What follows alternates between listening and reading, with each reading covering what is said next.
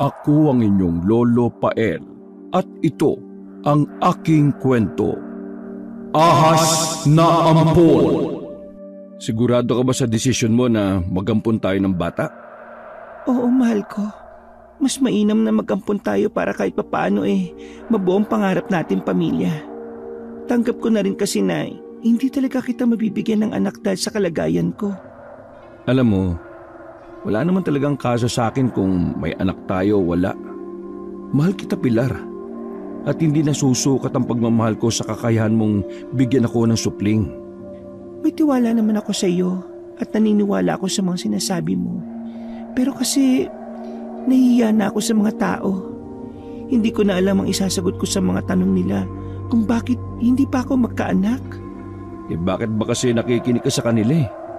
Hindi tama na magpasaklaw ka sa sinasabi ng ibang tao. Hindi sila magdedesisyon para sa iyo.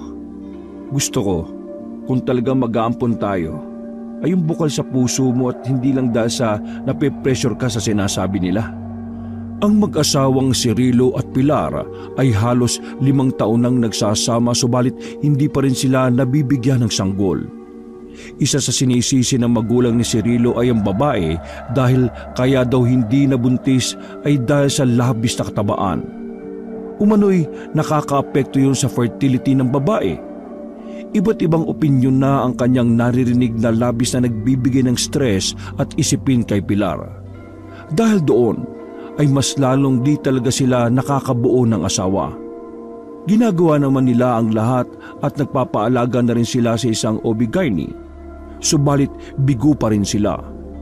Nagawa na rin nila ang magsasayaw sa ubando subalit wala pa rin. Kaya upang makatakas na sa mga masasamang tingin ng mga tao na wala namang ambag sa buhay nila, ay nagdesisyon na si Pilar na mag-ampon. Ngunit hindi basta-basta bata ang kanilang kukunin. Ang gusto nila bukod sa malusog ito ay dapat hindi ito lalagpas sa 1 taong gulang. Ituturing kasi nila itong sarili nilang anak at hindi ipapaalam sa iba ang totoo nitong katauhan. Sobrang saya ng dalawa nang pagbigyan sila kagad ng tadhana na makatagpo ng isang sanggol sa isang bahay ampunan. Sabi ng mga madre na nangangalaga doon ay iniwan ang sanggol na yon sa harap ng kanilang ahensya. Nasabik sila sa pagdating ng kanilang bagong sanggol. Inihanda na nila ang lahat ng mga kakailanganin, mga damit, mga bote ng gatas at iba pa. Maging ang silid nito ay ipinaayos na rin at pinalagyan ng mga gamit. Isang tao lang ang may alam sa katotohanan. Ito ay si Manang Conching. Siya ay matagal na rin naninilbihan sa dalawa. Nagsisimula pa lang silang mag-asawa noon ay kasakasama na nila ito. Tingnan mo, ang cute-cute ng anak natin. Masaya ka ba, mahal? Masayang-masaya ako. Walang pagsidla ng tuwa sa aking puso. Kumpleto na talaga tayo. Buo na ang pagkababae ko. Isa na akong ina. Nag-uumapaw ang saya nila nang tuluyang may uwi ang sanggol. Mula sa ina ni Cirilo hanggang sa mga pakialamerang kapitbahay ay nanahimik na ang mga ito sa pagpe-pressure kay Pilar. Tuwang-tuwa ang nanay ni Cirilo nang una niyang kalungin ng akala niya'y apo. Subalit bigla siyang sumimangot ng matitigan ng mukha ng sanggol. Napansin niyang parehas na maputi ang dalawang magulang nito at medyo chinito, ngunit ang batang yon ay kulay kayumanggi at bilugan ang kanyang mga mata. Kinuusap nito ang anak at pinaamin nito sa katotohanan. Subalit dahil malaki ang respeto at pagmamahal nito sa asawa, ay sinabi pa rin nito na sa kanila talaga ang sanggol na yon. Lumipas ang 2 taon. Naganda ng isang masaganang hapunan ang ginang. Isang sorpresa ang naghihintay para sa kanyang asawa. Wow! Daming pagkain ah! Anong meron? May selebrasyon ba tayong dapat na ipagdiwang? Hindi naman kailangan ng selebrasyon para ipaganda at pakainin ng masarap na pagkain ng pinakamamahal kong asawa, di ba? Napakaswerte ko talaga at ikaw ang naging asawa ko. Talaga maswerte ka. Kasi alam mo ba na meron pa akong isang magandang sorpresa para sa iyo? Ha? Meron pa? Ipinakita nito ang hawak na pregnancy test kit sa asawa na merong nakalagay na 2 guhit. Mahal? Totoo ba ito? Buntis ka? Oo, mahal. Magkakaroon na ng kapatid ng panganay natin. Magiging kuya ka na, anak. Hindi maipaliwanag ang sayang nararamdaman ni Cirilo nang marinig ang magandang balita na yon. Doon niya napagtanto na iba pa rin talaga ang pakiramdam na saya na natupad na ang pangarap nilang dalawa. Pagkaraan ng 9 na buwan ay isinilang na nga ang una nilang totoong anak. Maputi ang sanggol at kamukhang-kamukha ng kanyang ama na Chinito. Hindi may tatanggi na anak nga niya ang sanggol. Samantala ay magtatatlong taong gulang na rin noon ang panganay nilang anak na si Enrico. At sa panahong ito'y nagsimula na ang pagsiselos nito sa nakababatang kapatid. Palagi siyang naghahanap ng atensyon at idinadaan ito sa palaging pag-iyak. Matyaga naman siyang inaalagaan ni Manang Conching at tinuruan ng mga magagandang asal. Sinasabi nito palagi sa bata na maging mabuting kapatid ito sa mas nakababata. Hanggang sa isang araw nang matapos niyang patulugin ng alagang bata, iniwan na nito ang sanggol sa crib at pumunta sa kusina upang tulungan sa paghahanda si Pilar. Kaarawan kasi ng kanyang asawa kaya abalang-abala ito sa paghahanda ng mga pagkain. Isang simple at pampamilyang salo-salo ang inihanda nito. Tulog na po ba ang bata, Manang? Ay, oo, anak. Abat napakasarap naman pala ng ating niluluto ngayon, ano? Oho. Lahat po ng ito'y paborito ni Cirilo. Akin na yung ibang mga gulay at ako na ang bahala sa paghihiwa. Habang abala sila sa kusina ay bigla silang nakarinig ng isang matinis na iyak ng sanggol. Nakatinginan ng dalawa at mabilis na tinungo ang silid ng bunsong anak. Naabutan nilang nakatayo sa harap ng crib si Enrico, habang tinitingnan ng sanggol na noon ay may tabo ng unan sa muka. Mabilis na kinuha ni Pilar ang sanggol at tiningnan ang kalagayan nito. Nakahinga siya ng maluwag dahil hindi naman ito nasaktan ng insidenteng yon. Nang mapakalma na ang sanggol ay kinuha na ito ni Conching. Doon lamang naharap ni Pilar si Enrico. Galit na galit ang ginang sa ginawang yon ng kanyang anak. Bakit mo ginawa yun? Hindi mo yun dapat ginagawa. Pati naman ang kapatid mo? Isang palo sa hitang agad na dumapo sa bata. Umiyak ito ng umiyak. Ngunit dahil itinuturing na rin na totoong anak ito ni Pilar ay di rin niya ito natiis. Agad siyang humingi ng tawad dito at kinausap na lamang niya ang bata. Ipinaliwanag dito ang maling ginawa. Hindi umiimik ang bata. Patuloy lang ito sa paghikbi hanggang sa iwan siya ng ina sa silid na yon. Nakatulala at matamlay ang batang si Enrico habang nagmamasid. Pinanunod nito ang bawat patak ng ulang dumadaus-os sa bintanang salamin. Mula sa loob ng kanyang kwarto, kung nasaan siya ngayon, maririnig ang maragsang pagbuhos ng ulan na may kasamang malalakas na hangin. Nakahiga siya sa kanyang kama, suot ang pantulog na may palamuting mga bola. Suot ang kanyang parihabang salamin. Isang diretsyong tingin ang kanyang ipinupukol sa nakabibinging kidlat at kulog na magkasabay na namamayani sa madilim na himpapawid ng gabing kay lamig. Maya-maya ay agad siyang napatago sa ilalim ng kumot habang tinatakpan ng 2 tenga gamit ang kanyang mga kamay. Ilang beses niyang tinatawag ang pangalan ng ina at ama, ngunit hindi dumarating ang mga ito para siya ay daluhan hanggang sa nakatulog na lang siya dahil sa takot. Pagkatapos ng ulan na yon, ay naalimpungatan siya. Agad siyang bumaba sa kama at tinungo ang kwarto ng kanyang mga magulang. Dahan-dahan niyang binuksan yon at doon niya nakita na payapa silang natutulog habang nasa gitna nila ay yakap ang bunso niyang kapatid. Pagkalipas ng maraming taon, parehas nang nasa kolehiyo na ang magkapatid. Medyo may edad na rin si Pilar at Cirilo. Sa tagal ng panahon ay kasakasama pa rin nila si Conching. Habang lumalaki ang mga anak nila ay mas nakikita ang kaibahan nilang dalawa. Sa pisikal na anyo ay masigit na magandang lalaki si Juancho, ang nakababatang kapatid. Mas marami ang humahangang kababaihan dito lalo't naging isang sikat na varsity sa kanilang eskwelahan. Sa tindig at tindig ay mas lamang ito kumpara sa kanyang kuya. Sa ugali ay mas mabait din ito at magalang sa kanyang mga magulang. Samantalang palasagot at walang respeto si Enrico. Madalas niyang sinasagot-sagot ang ina ng pabalang at pinipiloso po ang kanyang ama. Mas matalino din si Juancho. Palagi ito ang nakakatanggap ng mga awards at pagkilala. Samantalang ang panganay ay halos pasang-awa ang nagiging mga grado. Palagi itong nakakagalitan ng ama at pinagsasabihan na ayusin ito ang kanyang buhay. Dahil hindi sila palaging naroon upang gabayan at tulungan sila. Magsikap kang mapataas ang mga grado mo sa susunod na pasukan, ha? Dahil kung sumablay ka lang ng isang beses ay hindi na kita pag-aaralin. Sayang lang ang mga ginagastos ko sa iyo sa paaralan. Kung hindi mo rin lang naman pagbubutihan. Ano, Enrico? Nakakaintindihan ba tayo? Opo, Papa. Umalis ang ama sa harap ng panganay na anak. Binitbit nito ang kanyang bag at kinuha ang susi ng kotse. Papasok na ito sa opisina. May sarili silang negosyo. Ito ay isang finance lending company kung saan nagpapautang sila ng mga pamuhunan o di kaya naman ay mga pambili ng mga sasakyan. At bakit ko naman gagawin yung Papa? Sa yaman yung yan hindi na kami maghihirap na magkapatid.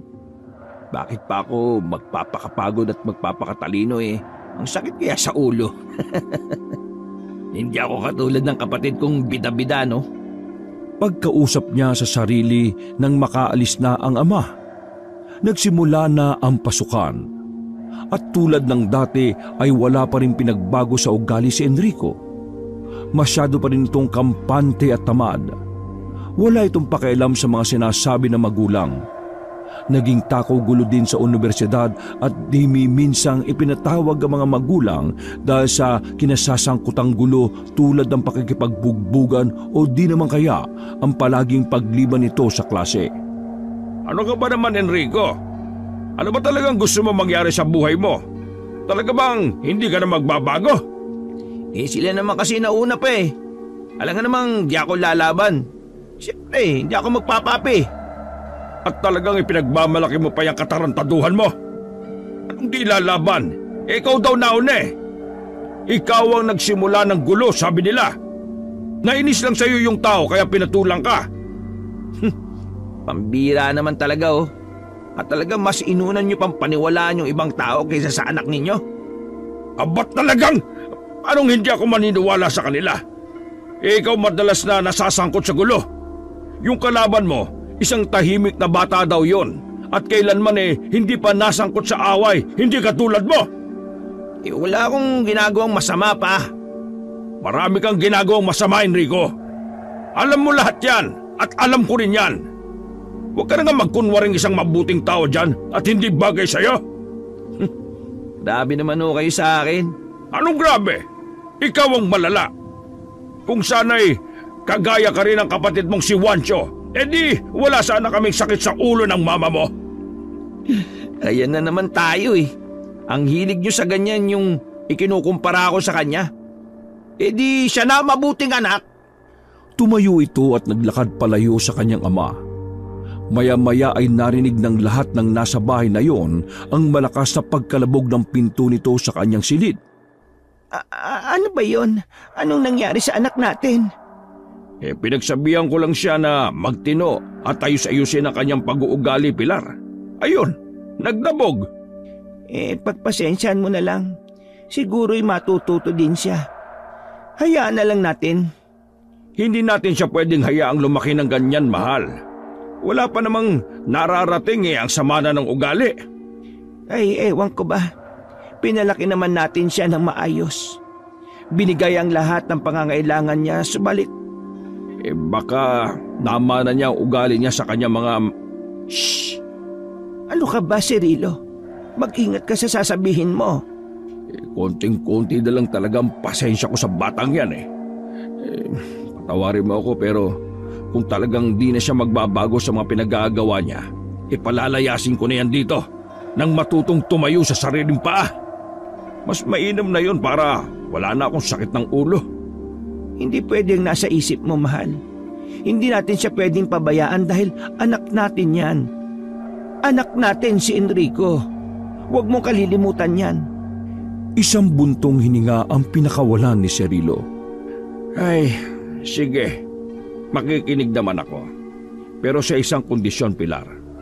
Kailangang may makita akong pagbabago sa bata na yan. Kung hindi, Hayaan mo. Kakausapin ko. Ako nang bahala. Samantala, sa loob ng silid ay naririnig naman ni Enrico ang lahat ng pinag-uusapan ng mag-asawa. Kinabahan ito sa tinura ng ama na palalayasin ito. Ramdam niyang seryoso ito sa kanyang pagbabanta. Takot din naman siyang mawala sa poder ng magulang dahil sanay na siya sa buhay na maginhawa. Kinabukasan sa kanilang klase ay ipinakilala ang isang bagong estudyante. Siya ay si Sheila na mula pa sa probinsya ng Pangasinan. Sa unang tingin ay hindi agad mapapansin ang kagandahan ng babae. May suot kasi itong salamin na makapal ang lens at paniguradong mataas ang grado. Ang kanyang buhok ay mahaba at halos matabunan na ang kanyang mukha. Tahimik yun at hindi nakikipag-usap sa lahat. Parang nakikiramdam sa paligid. Palagi rin itong nakayuko. Panay naman ang sikuhan ng magkabarkadang si Jojo at Enrico. Walang kalam-alamang dalaga na pinagpupustahan na siya ng mga kaklase niyang walang magawa sa buhay. Yun lang ba ang challenge? Abay, napaka-basic naman. Hindi ako pagpapawisan. Talaga lang ah. Hindi mo ba alam na yung mga ganyang probinsyanang mahirap ligawan at pasagutin? Oh, bakit naman? Kasi nga, may sinusunod silang tradisyon. Hindi yan tulad ng mga babaeng kilala natin dito na konting regalo lang at pagpapakilig makukuha na natin. Parang sigurado ka dyan ah. Sigurado. Kaya sa akin ang 10,000 pag nagkataon na di mo yan mapasagot sa loob ng 1 linggo. Sa palagay mo, papayag ako na ganun mo lang kadali makukuha yung pera ko? Mapapasagot ko ang babaeng yan. Just watch and learn.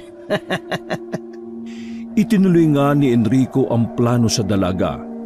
Sa loob ng 1 linggo ay pinakita nito sa dalaga ang kunwari ay matinding pagkakagusto niya sa babae. Nirigaluhan niya ito ng iba't ibang tsokolate at iba pa. Sa kabilang banda, ang hindi alam ni Enrico sa mga panahong yon ay mayroong pinagdaraanan ng dalaga. Yun ang dahilan kung bakit ito lumipat at nagpakalayo-layo. Wala pang 1 linggo ay nakuha na ni Enrico ang matamis na oo ni Sheila. Natuklasan ni Enrico na matalino ang kasintahan. Dahil doon ay nagkaroon siya ng 2 malaking premyo sa pakikipagrelasyon niya. Ang 10,000 na galing sa kanyang natalong barkada at nagkaroon siya ng magiging alipin para tumaas ang kanyang mga grado. Ginawa niya yung tagagawa ng kanyang mga proyekto at asignatura. Dahil palagi nang nakakapagpasa ng kanyang mga proyekto ay tumaas na nga ang kanyang marka. Tuwang-tuwa siya at nasasabik na ipakita yon at ipagmalaki sa kanyang ama. Ngunit naabutan niya na naroon sa sala ang 3. May mahalagang pinag-uusapan. Narinig niya na tuwang-tuwa ang kanyang ama habang pinag-uusapan na sasali sa isang kilala at malaking pageantry contest ang kanyang kapatid. Aba, at talagang proud ako sa iyo, anak. Malaki ang laban mo. Sigurado ako dyan. Nagmana ka kaya sa akin ng kagandahang lalaki? Bakit sa iyo? Hindi ba't dapat ako ang maging kamukha niya? Dinala ko yan ng 9 na buwan sa sinapupunan ko. Kaya dapat ako ang pagmamanahan niya. Si mama naman. Tampo ka agad. O sige na, parehas na nating kamukha. Hawak ang kanyang mga card ay dahan-dahan niya itong itinago sa kanyang bulsa at nagdesisyon siyang di na lamang yun ipakita. Dahil tsak niya sa ganoong klase ng saya na nakikita niya ay paniguradong babaliwalain na naman siya ng kanyang mga magulang. Pumasok siya sa kanyang silid. Habang tinititigan niya ang mukha sa salamin ay tinitingnan niya kung sino sa 2 ang kanyang kamukha. Nalungkot siya at mula pagkabata ay tinatanong niya ang sarili niya kung bakit maski isa sa magagandang katangian ng kanyang mga magulang ay wala man lang siyang namana. Magandang lalaki pala ah. Tingnan ko lang kung makakasali ka pa sa pageant na yan. Isang masamang balak ang nabuo sa kanyang isipan habang hawak sa kanyang kamay ang 10,000 galing sa bayad sa pustahan. Magdamag siyang di nakatulog dahil sa pag-iisip ng di maganda sa kapatid na si Juancho. At hanggang umaga ay yun ang naging usapan nila ng nobya. Babe, naniniwala ka ba sa kulam? Kulam? Bakit mo naman naitanong? Wala lang. Sa palagay mo, totoo ba sila? Totoo rin ba na kaya talaga nilang magparusa sa mga tao sa pamamagitan ng pangungulam? Hindi maisip ni Sheila ang sagot sa tanong ni Enrico. Natutulala ito habang pinakikinggan ang bawat katagang sinasabi ng nobyo. Di ba taga-probinsya ka? Alam ko sa inyo uso yung ganito eh. Hoy, grabe ka naman. Hindi porkit probinsya lugar na ng mga mangkukulam, no? Hindi mo alam, marami na rin silang naniniraan dito sa lungsod. At? Talaga ba? Meron ka bang kilala? Bakit pa? Para saan ba to, Enrico? Meron kasi akong gustong ipakulam eh. Seryoso ka sa sinasabi mo? Oo. Meron kasing tao na labis na nagkasala sa akin. Gusto ko lang na gumanti at pagbayaran niya yung mga ginawa niya sa akin. Sino naman? Saka, bakit mo iniisip na gumanti sa mga maling ginawa niya sa iyo? Masama ang gumanti at mas lalong masama ang maghangad ng di maganda sa kapwa, no?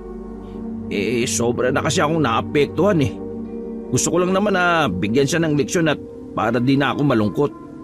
Saka sayang naman tong 10,000 piso na ibabayad ko sa mangungulam. O di ba? Makakaganti na ako, makakatulong pa. 10,000? Oo, 10,000 bilang paunang bayad. May dagdag pa yan kapag nagustuhan ko yung trabaho niya. May kilala ko dun sa amin. Wow! Talaga, babe? Kung ganun matutulungan mo ko. Oo. Teka, tatawagan ko lang. Masayang masaya si Enrico nang marinig ang magandang sinabi ng nobya. Ilang araw ang nagdaan ay nasarap na sila ng isang bahay sa isang maliit na baryo na matatagpuan sa Pangasinan. Pinuntahan nila ang nasabing bahay ng kilalang mangkukulam ni Sheila. Babe, nandito na tayo. Pinapasok sila ng isang halos kaedad lamang nilang babae.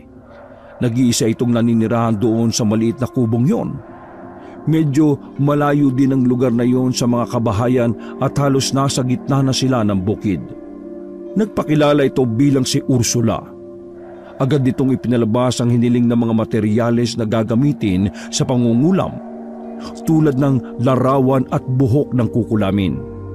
Sandali, ito yung sikat na varsity sa university natin, di ba? Tama, si Juancho ito. Pero bakit siya? Talagang sasabihin pa ba kung ano ang dahilan? Oo, kailangan mong sabihin lahat ng impormasyon sa lalaking yan para maisagawa ng maayos ang pangungulam. Sinabi lang yun ni Sheila sa lalaki ngunit alam niya na hindi naman talaga yun kailangan. Pangalan, litrato at buhok lang ay sapat na para mataniman na ito ng sumpa. Kapatid ko yung hayop na yan, Sheila. Ano? Kapatid mo? Tapos ipapakulam mo? Siya na lang kasi palagi magaling sa mata ng mga magulang ko eh. Pinabaliwala nila ako dahil sa kanya. Ako ang panganay. Ako yung unang anak nila pero pakiramdam ko hindi nila ako minahal tulad ng pagmamahal nila sa Juancho na yan eh. Hindi naman siguro ganun yun. Wala namang magulang na di nagmahal sa mga anak eh. Baka meron lang kayong di pagkakaintindihan. Pag-usapan niyo muna ito. Wala na. Desidido na ako. Puro sulat, di ba? Ulamin mo yung kapatid ko kapalit ng 10,000 bilang paunang bayad. Dadagdagan ko yan kapag naging maayos ang pagkakagawa mo. Alinlangan na napatango ang babae sa tinura ng lalaki. Nakakunot ang noon nito at tila nag-aapuhap ng salita na maaaring sabihin sa kausap. Kinuha niya ang mga gamit at isinilid yun sa isang envelope. Pagkatanggap nito ay sinabi niya kay Enrico na huwag nang mag-alala dahil gagawin nito ang sinasabi niya. Siguraduhin mong papangit siya sa lalong madaling panahon. Yung sanang tubuan siya ng mga nagnanaknak na sugat, mga bukol sa katawan. Yung pandidirian talaga siya ng mga tao. Matapos ang naging usapan nila, ay pinauna na ni Sheila sa kotse ang nobyo. Walang iya ka, pinsan. Bakit mo naman ako ginawang mangkukulam? Shh! Huwag ka maingay. Baka marinig niya tayo. Bakit ba kasi di na lang ikaw? Di ba ikaw naman yung may alam ng ganyan? Ikaw talaga? Ano ba gusto mo? Yung ipresenta ko yung sarili ko sa kanya? Hindi naman pwede yun, insan. Pakahiwalayan niya ako kaagad yan pag nalaman niya mangkukulam ako. Sa bagay nga, no? Paano yan? Paano ko naman kukulamin yung pogi? Hindi naman ako marunong. Ako ang gagawa. Talaga? Gagawin mo? Sigurado ka ba? Andito na tayo eh. Kailangan ko ng panindigan. Yung pera, yung kalahati ay sa'yo na. Yung kalahati naman ay pakibigay kina inay para may panggastos sila. O edi, sige. Ikaw ang bahala.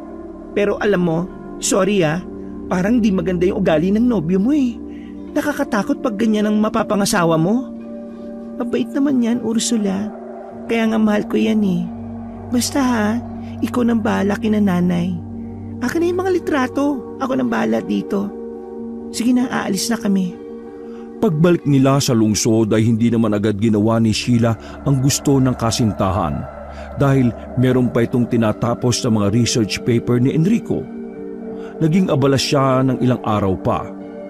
Hanggang sa di sinasadyang pagkakataon ay may nakita siyang nagkukumpulang tao sa isang parte ng universidad. Agad siyang lumapit doon para makiusyoso. 2 pamilyar na muka ang kanyang nakita. Walang iba kundi si Enrico at Juancho. Galit na napabangon si Enrico at kinwelyuhan ang kapatid. Ano bang problema mo? Hindi nagpasindak si Juancho at kinwelyuhan din ito. Ikaw, ano bang problema mo? Nakakainis ka. Parang kang nananadya na lang kaya mo na ako, ha? Tinulak-tulak nito ang dibdib ng kapatid.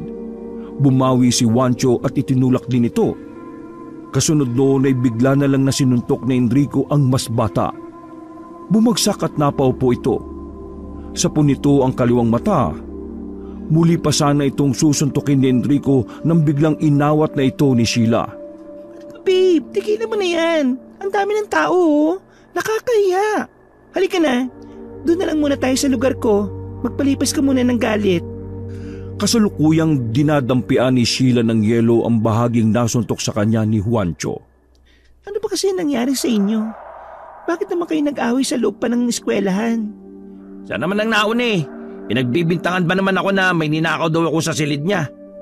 Ano naman ang kukunin ko dun? Saka aanin ko naman yung gamit niya. Nakakabwisit na talaga yung epal na yun. Kahit sino pa ang nauna, mali pa rin ang gumanti at manakit. Hinayaan mo na lang sana. Nakababatang kapatid mo yun eh. Di ko yung kapatid. Ha? Anong ibig mo sabihin? Dahil ayoko sa kanya. Hindi ko siya ituturing na kapatid kahit kailan. Paano mo ngayon haharapin ng mga magulang mo sa nangyari? Siguradong si Juancho kakampiyan nila nito. Ayon na rin sa mga kwento mo, di ba? Yun nga Baka masapak ako ni Papa kapag naalaman niya na sinaktan ko yung paborito niyang anak. At hindi nga siya nagkamali. Dumapo ang isang malakas na suntok sa kanyang mukha. Anong karapatan mong pagbuhatan ng kamay ang kapatid mo? Pa, siya naman ang nauna Anak, huwag ganyan sumagot. Hindi tama yan. At sino po ang tama? Yang paborito niyong anak? Ano yung sinumbong niyan? Enrico, tingnan mo mabuti ang ginawa mo. Nakakahiya ang ginawa ninyo. Magkapatid kayo, kaya dapat nagmamahalan kayo. Dapat pinagtatanggol nyo ang isa't isa at hindi yung ganyan na nakakasakitan kayo. Napayuko si Enrico dahil ayaw niyang ipakita sa kanyang mga magulang ang hindi maipinta niyang mukha. Salubong ang mga kilay at hindi ka babakasan ng anumang klase ng pagsisisi. Hindi kita pagsasabihan ng ganito kung tama ang ginagawa niyo. pinagsasabihan ko kayo para disiplinahin. Gusto kong malaman mo na mali ang ginagawa nyo. Pareho ko kayong anak. Pareho ko kayong mahal. Ayokong kalakihan nyo ang ganyang mga ugali. Makinig kayo sa papa ninyo. At makasing dahilan at bakit kayo nag-away? Ma, wala po. Medyo nagkapikunan lang po ng konti. Opo, tama po si kuya. Hayaan niyo po, hindi na po mauulit. Dapat lang, hindi na maulit. Tandaan nyo hindi lahat ng kasalanan ay kayang ayusin ng salitang sorry.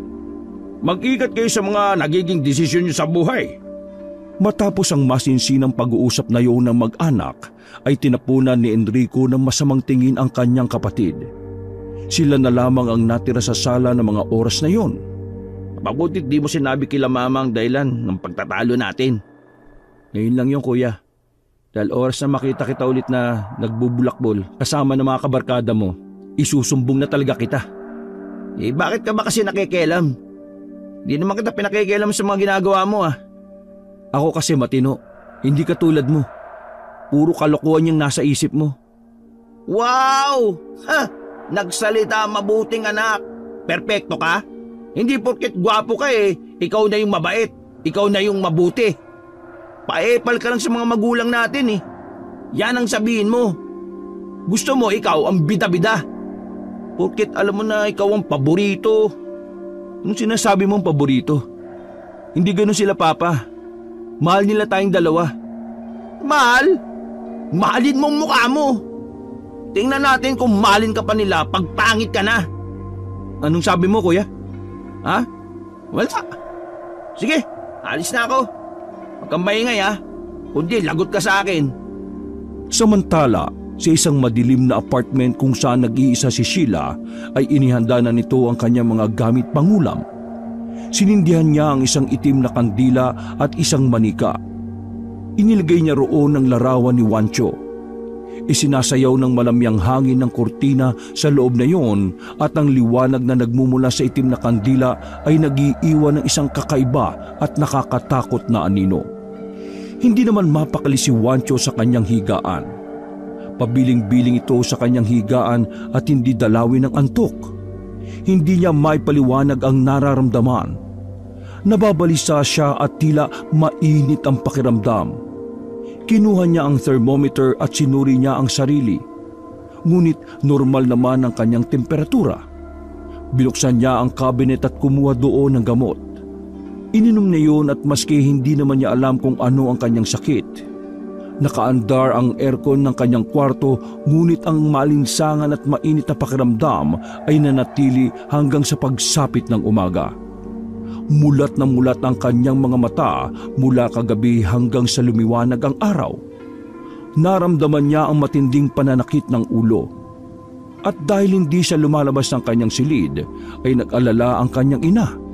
Hindi naman kasi nito ugali na hindi bumangon ng maaga lalo pat may pasok ito ng araw na yon. Anak, gising ka na ba? Nakita niyang nakatalukbong ng kumot si Juancho at tila di gumagalaw.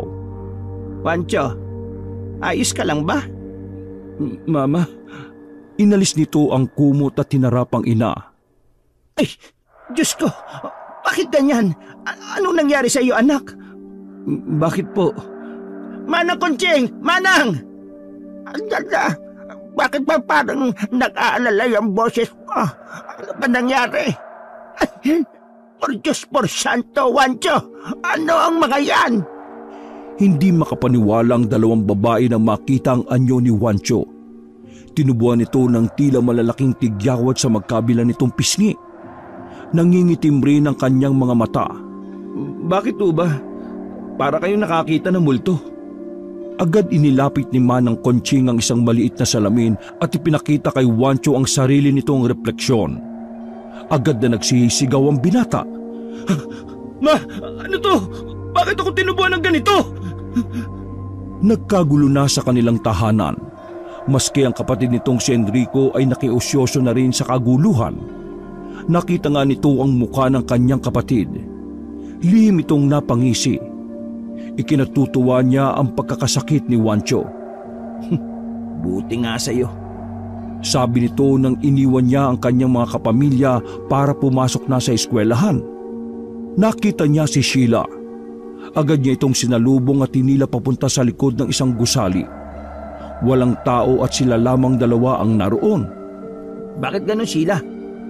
Anong bakit ganun? Palpak naman yung mangkukulam na inirekomenda mo eh. Palpak? Paano mo naman nasabi? Itigyawat lang nilagay niya sa mukha ni Wancho eh. Ano yun, joke? Akala ba niya nakikipagbiruan ako sa kanya? Gusto ko mas malala ron. Ano ba? Baka hindi lang naman kayo nagkaintindihan. Sabi mo kasi papangitin lang. Oo, pero hindi ganon. Gwapo pa rin eh. Gusto ko yung makakaroon siya ng mga sugat. Yung nagnanaknak saka sobrang baho ng mga sugat. Grabe naman. Di ka man lang ba maawa sa kapatid mo? At bakit naman ako maawa? Kapatid ko lang yun, Sheila. At galit ako sa kanya.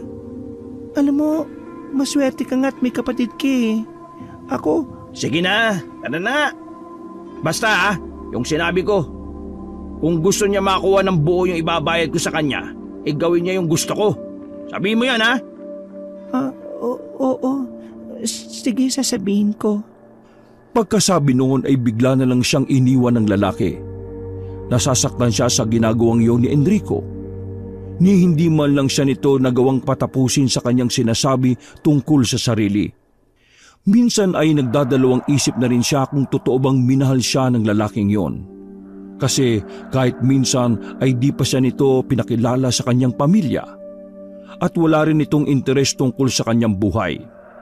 Subalit nanatili siyang bulag at manhid sa kakaibang trato sa kanya ng binata.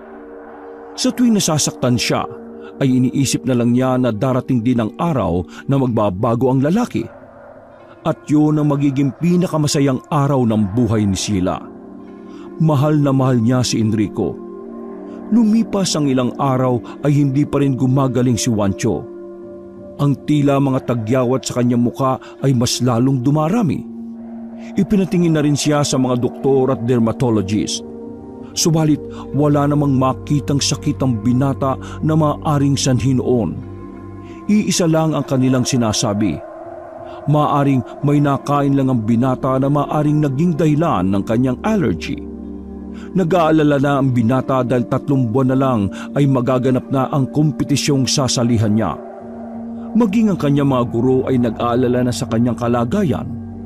Sabi nila, kung hindi gagaling ang mga marka na yun sa mukha niya, ay maaari siyang tanggalin at palitan na lamang ng iba. Ngunit ayaw ni Juancho. Mahalaga sa kanya ang kompetisyon na yon. Ilang oras at pagod na rin kasi ang ipinuhunan niya rito. Gusto talaga niya na sumali dahil yun ay pangarap niya mula pa pagkabata. Naniniwala po ba kayo sa mga sakit na gawa ng tao? Iniisip niyo ba na baka nakulam o naengkanto ang anak ko? Dahil sa amin sa probinsya, kapag walang makitang sakit sa pasyente, siguradong gawa ng mangkukulam. Sa palagay niyo po? Bakit kaya kukulamin ang anak ko? Ang bait-bait niyan. Kadalasang dahilan kaya nakukulam ang tao ay dahil kinaiinggitan sila. At hindi malayong mangyari yon sa anak mo. Kaya sa palagay ko, kaya mukha ang pinunterian nila. Dahil baka gusto nung mangkukulam ay pumangit siya o makadeprensya ang kanyang mukha. Payo ko sa inyo, huwag na ninyong patagalin ang paghihirap ng anak nyo. Mas maaga, mas madaling maagapan. Kinakabahan ako, Banang. Kung sakaling totoo ang kulam, ngayon lang ho ako makakaranas nun. Totoo ang kulam. At saka kung sakaling ipatingin mo siya sa albularyo, wala namang mawawala. Subukan lang natin. May kilala po ba kayong albularyo? Meron. Doon sa amin sa Bicol. Mahusay yon. Marami na yung napagaling. O sige po. Ngayon din ay pupunta tayo ng Bicol. Naiwang mag-isa si Enrico. Pagdating niya sa kanilang bahay ay nakita niyang wala ang kanyang mga kasama.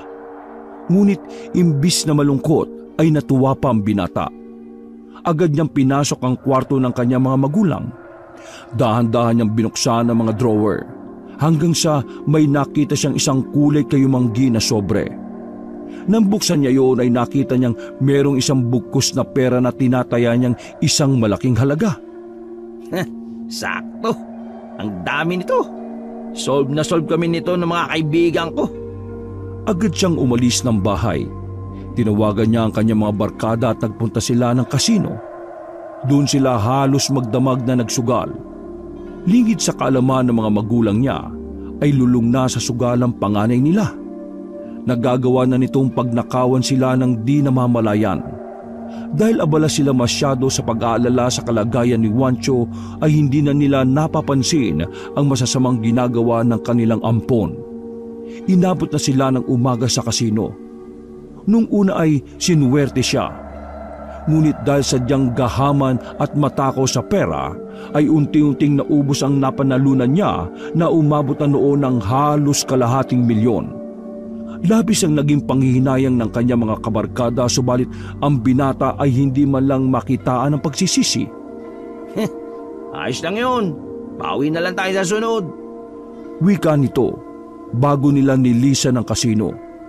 Pagdating niya sa bahay nila ay wala pa rin ang kanyang pamilya. Dumiretso na lang siya sa kanyang silid at natulog. Samantala, ang mga nagpunta sa probinsya ay inabot na ng gabi sa kalsada noon dahil na rin sa matinding traffic. Doon na lamang sila pinatuloy ni Manang Kunching sa kanyang naipatayong bahay na binabantayan ng kanyang pamangkin. Inasikaso naman sila ng mga ito at tuwang-tuwa sila na muling masilayan ang kanilang tiyahin. Naikwento nga sa kanila ang ilang mga napagaling ng albularyong yon at tiniyak na magagamot nito si Juancho. Pagsapit ng umaga ay maaga silang nagpunta sa bahay ng albularyo. Nakita nila itong nagkakape sa kanilang bakuran. Magandang araw po. Magandang araw naman. Manuling, ako to si Conching. Kumusta ka na? Aba, at ikaw nga, Conching. Mabuti naman at nakauwi ka dito sa atin. Abay, matagal na nung huli kang umuwi rito ah. Oo nga Wala pa akong asawa noon. Aba, may asawa ka na kung ganon. Wala pa din.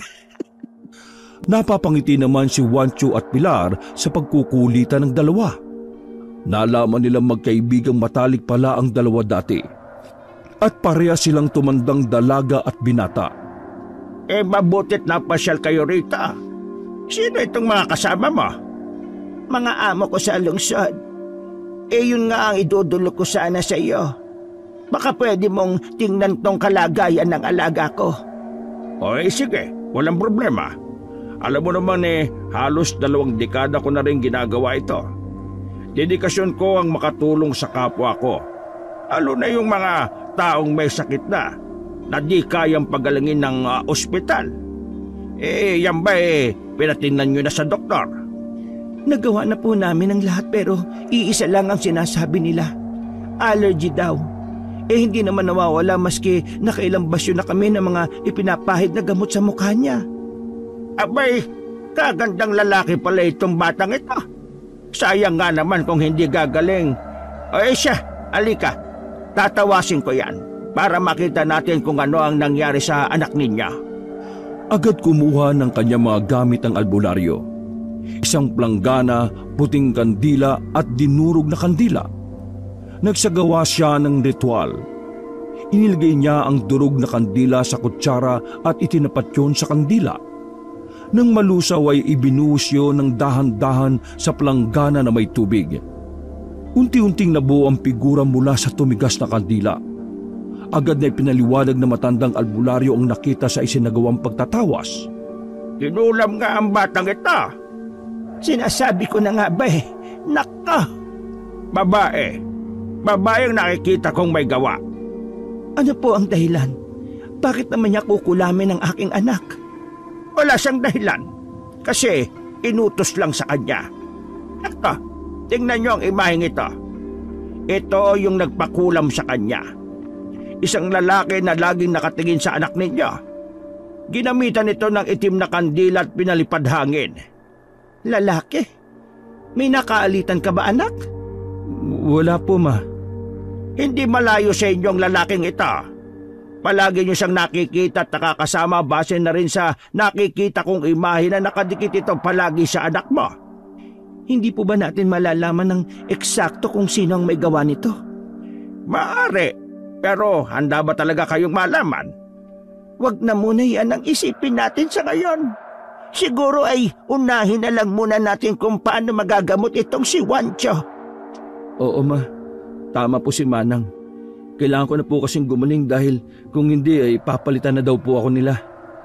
Ayoko pong maalis sa grupo dahil sa mga ito. Hayaan mo, iho.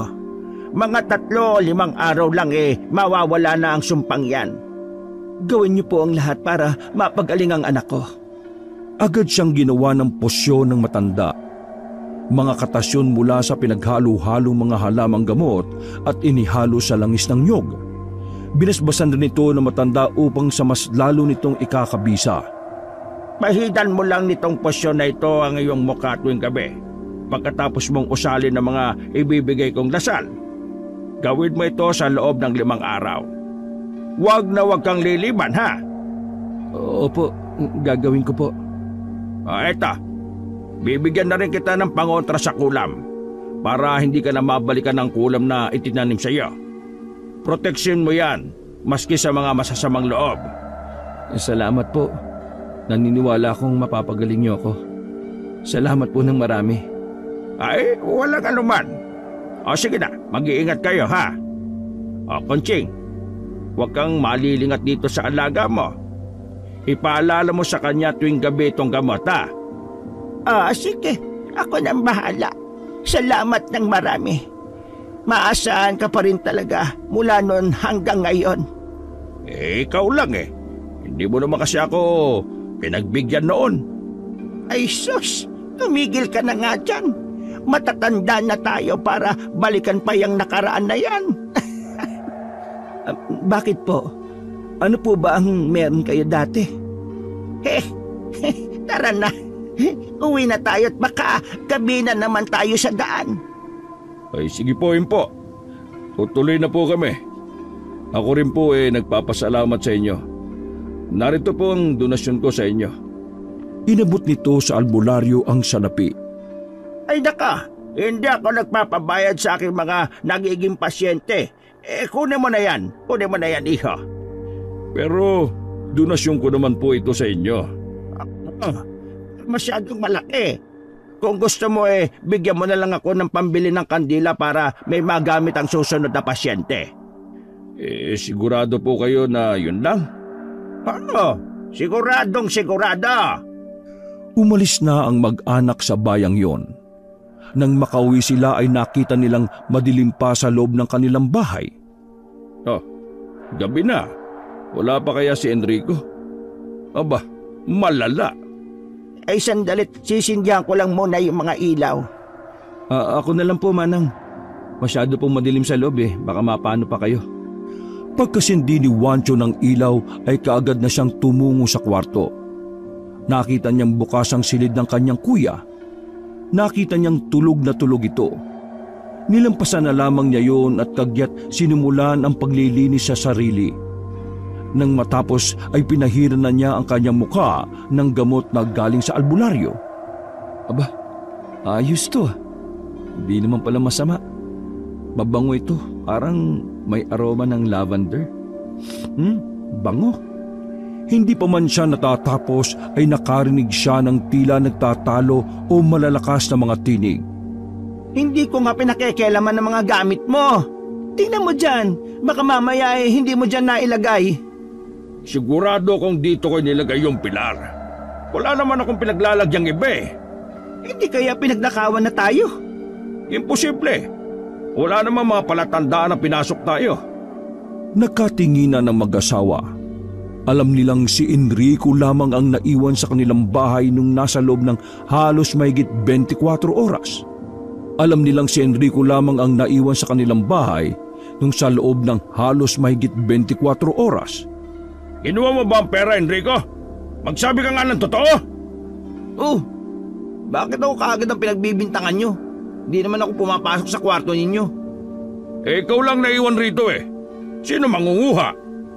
Yun na nga Ako na nga yung iniwan nyo at pinabayaan dito. Ako pa masisisi sa mga bagay na nawawala? O baka naman sineset up nyo lang ako? Bakit kan man namin isi-set up? Nawawalan ako ng pera. Hindi biro yun. Hindi ko nga talaga alam eh. Hindi ako nagnakaw. Sigurado ba kayo na ngayon lang nawala? Anong ibig mo sabihin? Bakit di nyo rin tanongin si Juancho o kaya si Manang Conching? Yan, yung matandang yan. Di ba siya lang naman ang nakakapasok sa silid ninyo? Naka, hindi ko magagawang pagnakawan kayo. O sige na, aalis na po ako. Matutulog na ako dahil maaga pang pasok ko bukas. Yan, kastiguin nyo yan hanggang sa umamin. Hindi yung akong nananahimik dito ang pagbibintangan nyo ng kung ano-ano. Ako pa gagawin nyo magnanakaw. Aanin ko naman ang pera na yan.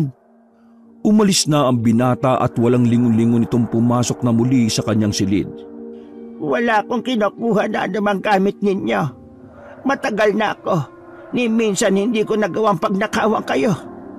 Huwag kang mag-alala, Manang. Naniniwala naman ho ako sa inyo eh.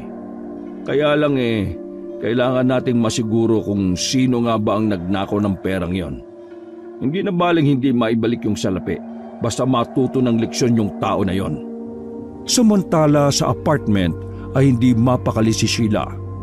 Pakiramdam niya ay merong nagmamasid sa kanya. Panay ang tingin niya sa bintana. Parang anumang oras ay nakikita niyang merong bigla na lamang lilitaw sa kanyang harapan para kastiguhin siya. Nararamdaman din niya ang pag-init ng kanyang mukha. Nang mabaling ang tingin niya sa manikang ginamit niya sa pangungulam, ay may napansin siyang kakaiba. Marahan niya itong nilapitan. Natutop nito ang kanyang bibig nang mapansin niyang parang gumagalaw ang mga mata ng nasa larawan. Mata man itong nakatitig sa kanya. Agad niyang tinanggal ang larawan. Alam na niya sa pagkakataong yon ay alam na ng kanyang biktima ang kanyang ginawa. At pinapanood na siya at sinusubaybayan ng isang malakas na albularyo. Isang klase ng lakas na hindi niya kayang tapatan. Kasabay ng pag-alis niya sa litrato ay ang pag-usal niya ng isang orasyon ng pagbawi. Kinabukasan ay masayang-masaya na lumabas si Juancho mula sa kanyang silid. Labis naman ang pagpapasalamat ng kanyang mga magulang nang makitang ayos na ang kalagayan nito. Para lang siyang nagdahilan. Bumalik ang makinis niyang muka. Lahat ay masaya maliban kay Enrico. Nagingit-ngit ito sa kanyang nakikita. Imbis kasi na gawin na mas grabe ang kalagayan at pagkakasakit nito, ay ganoon ang nangyari. Gumaling ito kaagad. Manang Conching, aalis po tayo ulit ngayon. Babalik po tayo sa Bicol. Walang problema. Anong oras ba? Para maihanda ko ang mga gamit natin. Kahit mamaya na po, mga matapos ang tanghalian. Babalik tayo doon ni Juancho para personal na makapagpasalamat sa napakagaling na albularyo na si Mang Manuling. Abay, kita mo naman, hindi ba? Ilang araw ang touring niya pero isang gabi pa lang magaling ka na. Ang galing nga po, Ma. Dinaig pa niya talaga yung mga doktor at espesyalista. Ganon talaga, anak. May mga sakit kasi na di talaga kayang gamutin ng makabagong gamutan. Lalo na yung mga gawa ng mga tao at mga nilalang nakaanib ng kadiliman. Kadiliman? Anong pinagsasabi nyo? Nakulam ang kapatid mo, Enrico. May nagpakulam sa kanya. Isang lalaki na galit sa kanya. Makakilala mo. Ano? Kinulam? Naniniwala kayo sa ganun? Oh, wag niyong sabihin na ako na naman ang pagbibintangan nyo.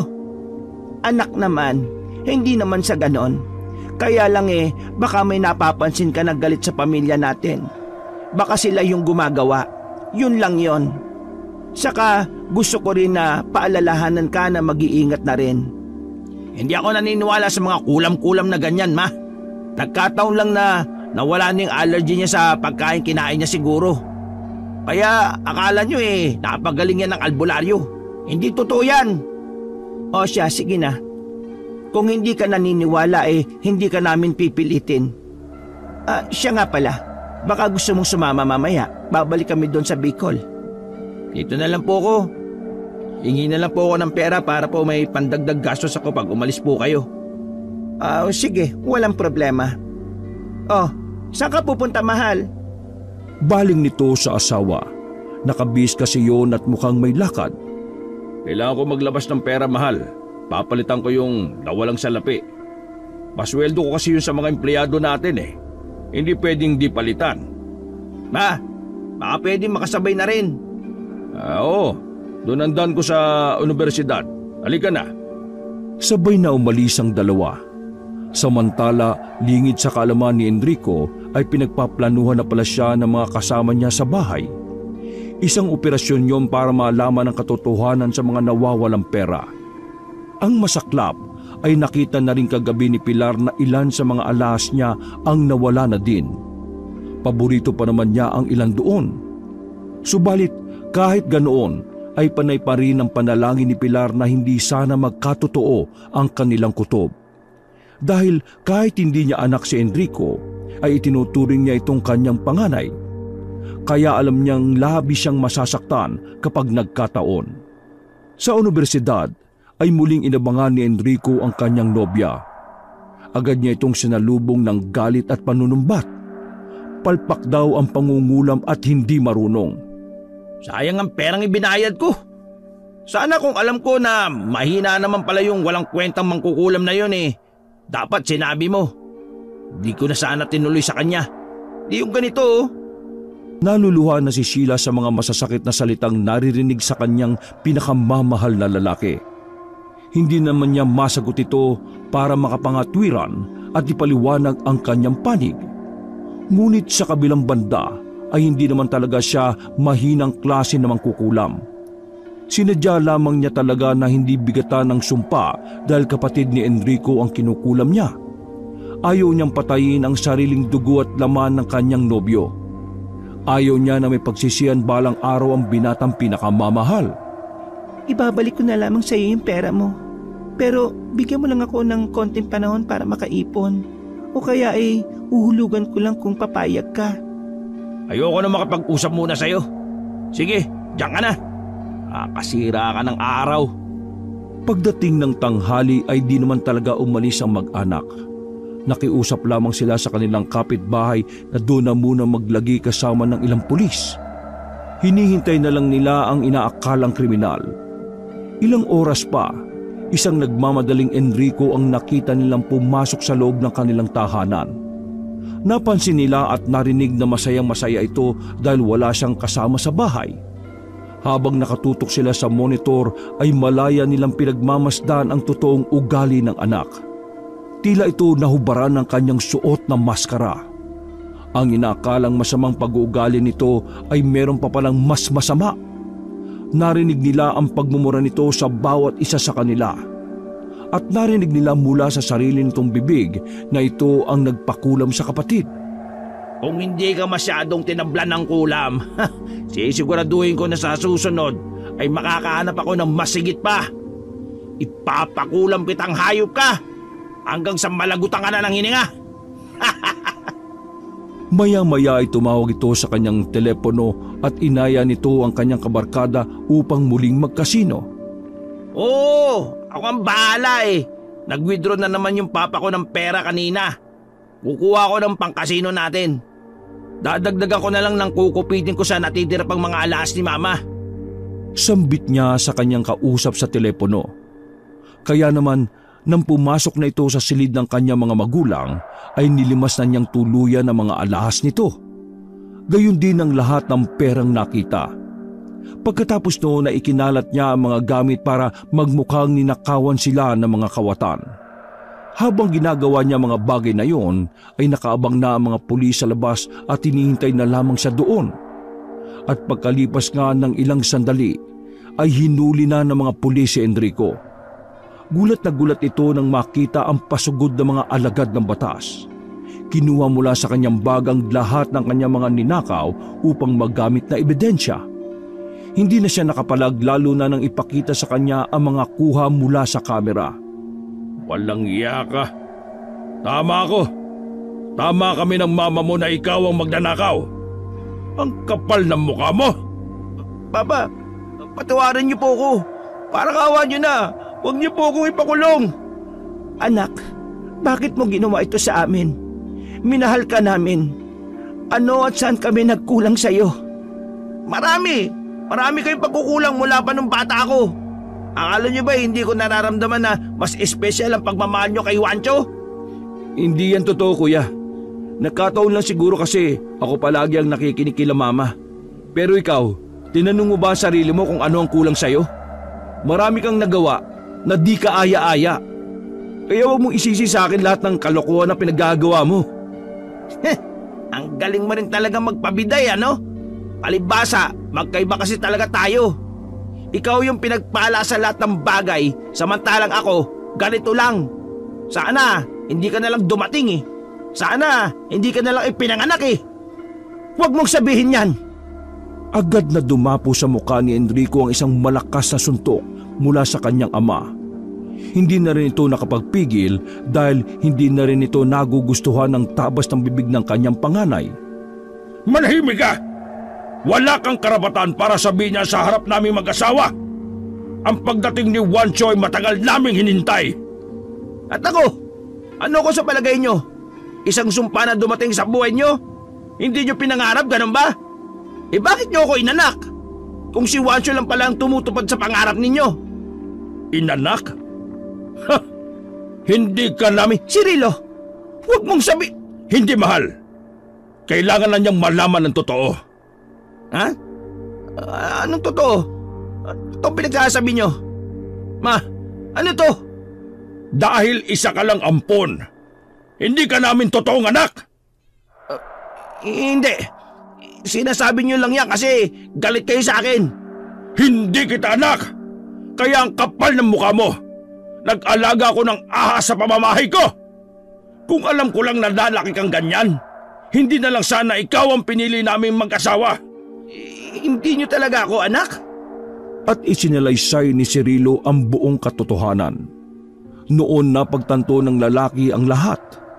Nasagot ang lahat ng kanyang mga tanong kung bakit iba ang kanyang itsura sa nakababatang kapatid.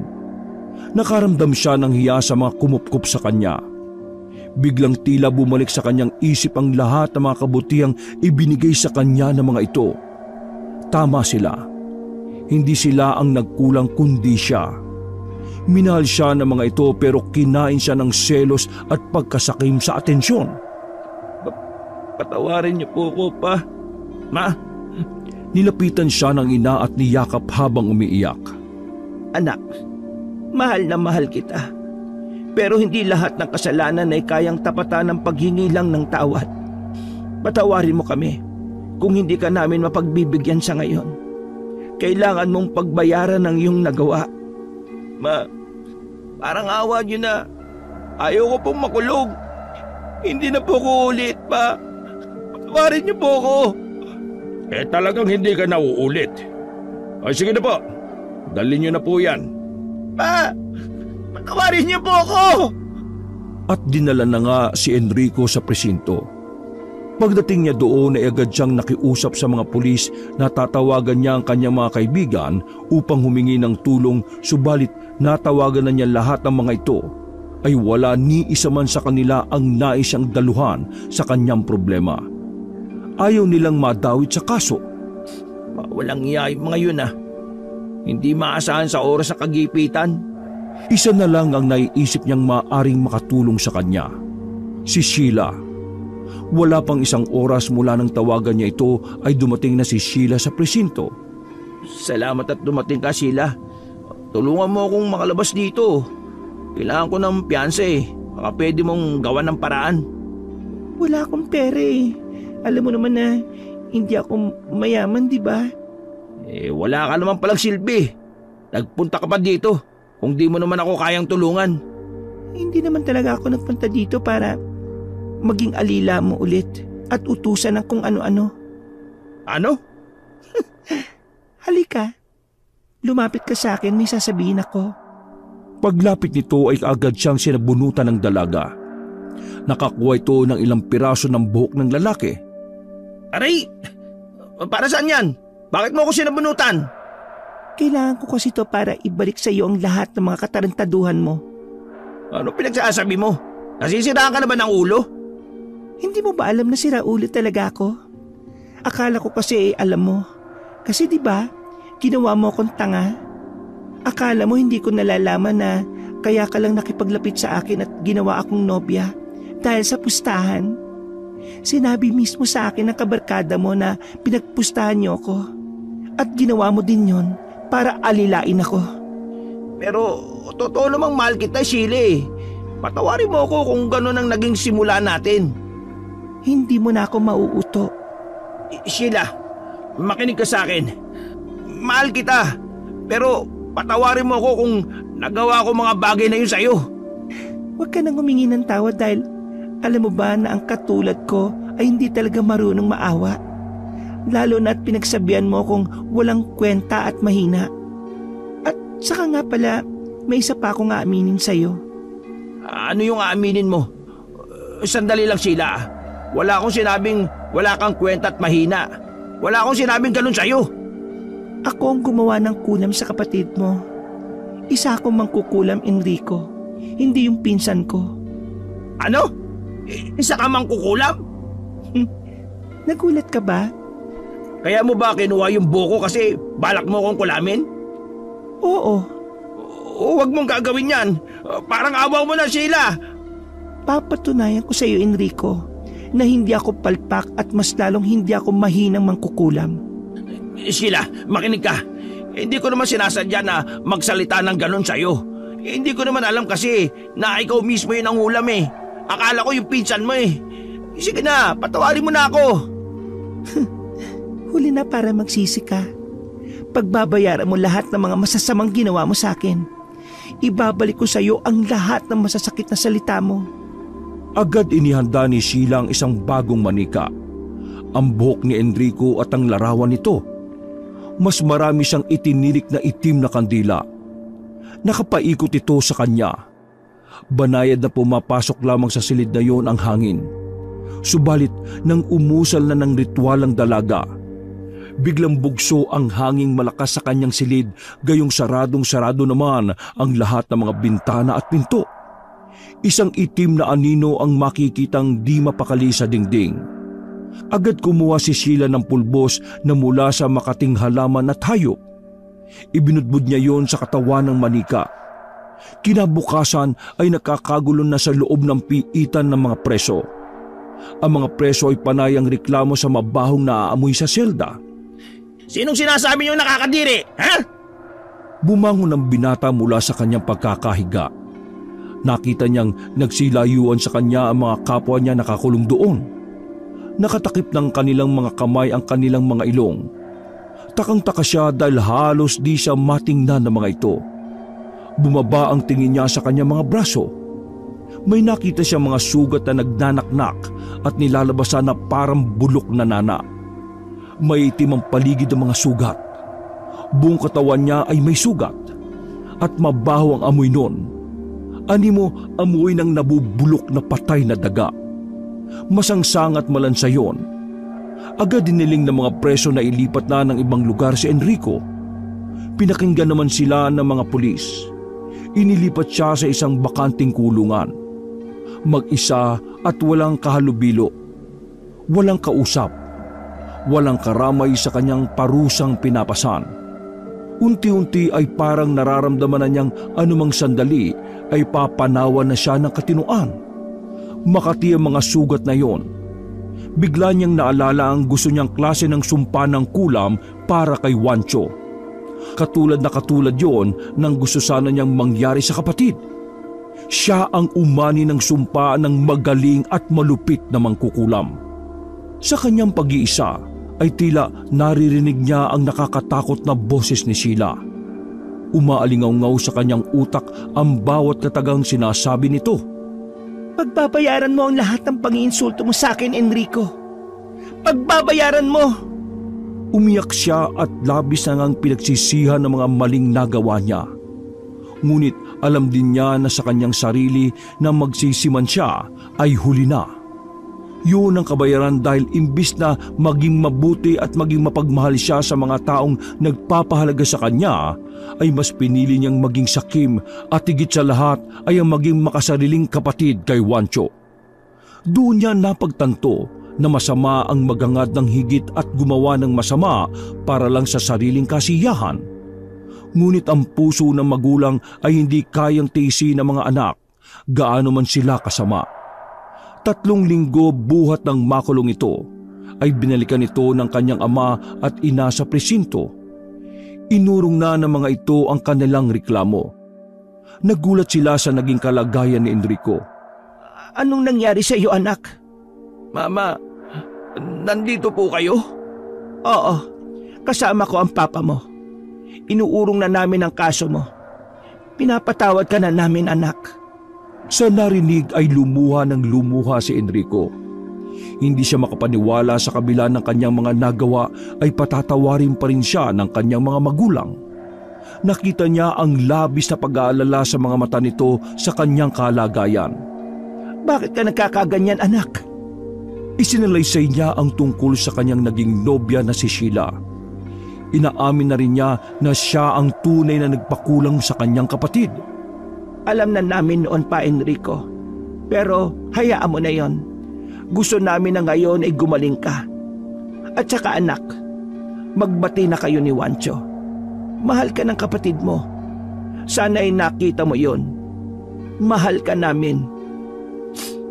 Mahal ko din po kayo. Magbabago na po ako, ma. Pangako ko po sa inyo. Pagkalabas ng presinto ay agad nilang dinala si Enrico sa albularyo sa Bicol. Naging mahirap ang pagpapagaling sa kanya dahil tinodo namang kukulam ang pagbibigay sa kanya ng sumpa.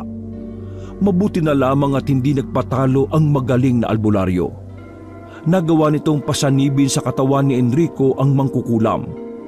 Doon niya ito pinarusahan ng pinarusahan at binala ang papatayin kung di tatanggalin ang sumpa. Ngunit sa kasawiang palad ay hindi siya pinakinggan ng babae. Bagkos ay ayos lang sa kanya kung papatayin na siya nito. Ganoon naging katindi ang galit ni Sheila sa kanyang naging nobyo. Patawarin mo na siya, Sheila. Ako to, si Juancho. Biglang tumahimik ang bibig ni Sheila at tumingin ito ng tuwid kay Juancho. Pinatawad mo siya? Bakit? Pinatawad ko siya kasi lahat ay may karapatang magkaroon ng ikalawang pagkakataon para magbago. Sheila, huwag mong ipagkait to kay kuya. Patawarin mo na siya, nakikiusap ako. Kasama ng aking buong pamilya.